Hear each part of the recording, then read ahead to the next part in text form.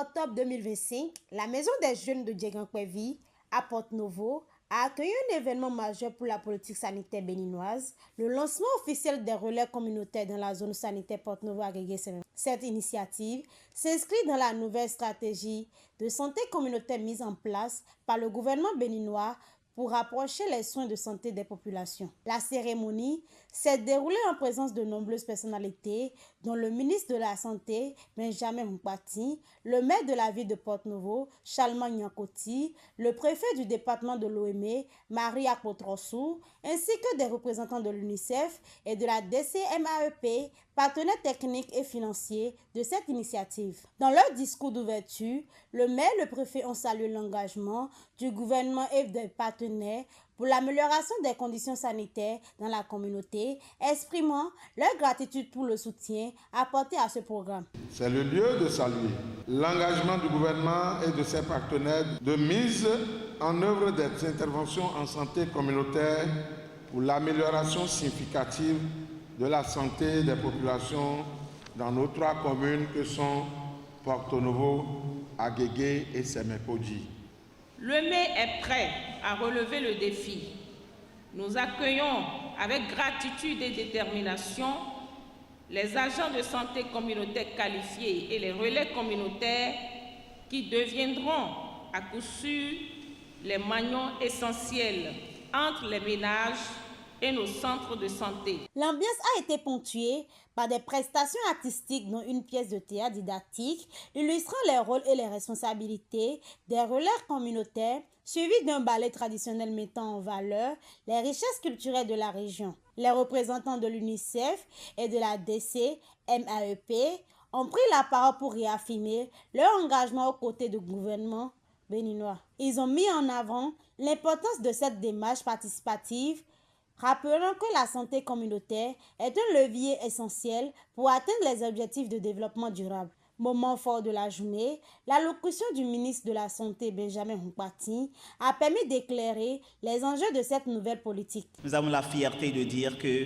nos 77 communes sont entièrement couvertes par la politique nationale de santé communautaire. Notre politique se distingue aujourd'hui comme un modèle de référence dans la sous-région et à l'international. Et cela pour 3 raisons majeures. La toute première raison, c'est que nous avons adopté une approche One Health. Vous avez pu constater dans la salle la présence du ministère de l'Agriculture, de l'Élevage et de la Pêche pour ce qui est du volet santé animale, du ministère du cadre de vie pour ce qui est de la santé environnementale. Vous savez, quand il pleut, il y a des moustiques. C'est quand il y a des moustiques qu'on attrape le palu.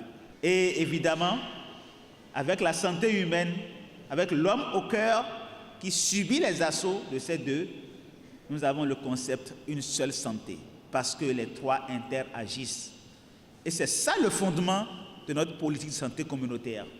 Donc, chers relais communautaires, chers agents de santé communautaire qualifiés, vous devez forcément travailler avec ces 3 acteurs. Il a insisté sur le rôle central des relais communautaires dans le dépistage, la sensibilisation et la prévention sanitaire au sein des foyers béninois. Les relais communautaires identifiés par leur communauté, j'insiste dessus, les relais communautaires identifiés par leur communauté et les agents de santé communautaire qualifiés, professionnels qualifiés et encadrants constituent la première ligne de défense de notre système de santé. C'est grâce à vous désormais qu'on va savoir qu'il y a une alerte quelque part. Grâce à vous désormais qu'on doit savoir que quelqu'un a été mordu par un chien et est susceptible d'attraper la rage. Grâce à vous qu'on doit savoir que quelqu'un est venu d'un pays d'à côté, est venu dans la communauté, est en train de tousser avec du sang, d'aller au sel avec du sang, ou bien de développer quelque chose que vous ne connaissez pas.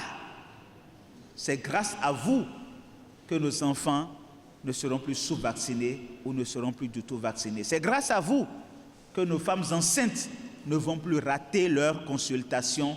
Le matériel et les vélos qui vous seront remis aujourd'hui dans quelques instants ne sont pas de simples outils. Ce sont les symboles de la confiance que la République place en vous. Je compte donc sur votre sens aigu de responsabilité pour en prendre le plus grand soin. Le ministre a également salué la vision du gouvernement du président Patrice Talon pour une couverture sanitaire inclusive et durable. Mesdames et messieurs, adoptée en Conseil des ministres en mai 2020, la politique nationale de santé communautaire incarne la vision du gouvernement de son Excellence le président Patrice Talon, qui est de rapprocher durablement la santé des populations, de renforcer la prévention et de faire de chaque citoyen un acteur engagé de sa propre santé.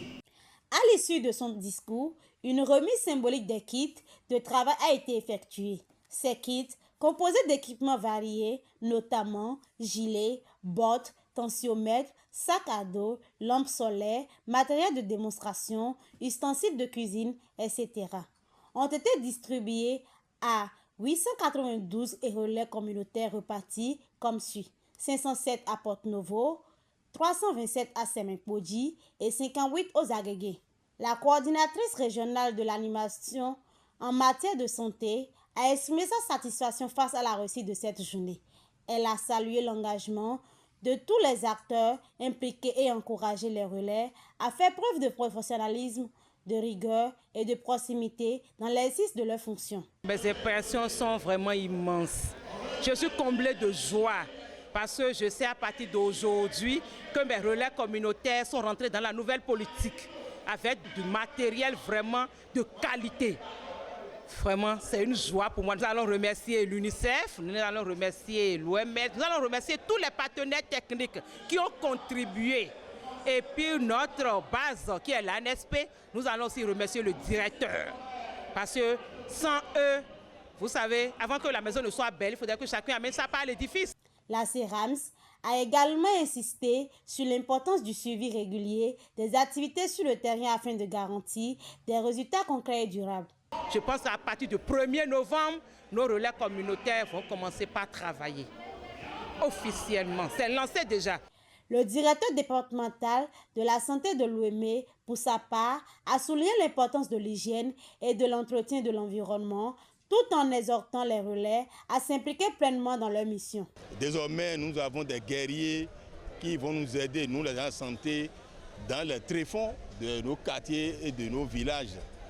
Désormais, nous n'avons plus de problème quand il s'agit d'une campagne de vaccination contre la polio, n'importe quelle activité communautaire. Ils sont nos relais, comme l'indique leur nom, un couloir par lequel nous allons atteindre la communauté. Une responsable a témoigné de l'importance de cette initiative pour renforcer le tissu communautaire autour des questions de santé publique. Le CNLSTP est la structure qui veille à la mise en œuvre de cette politique dans tous les départements.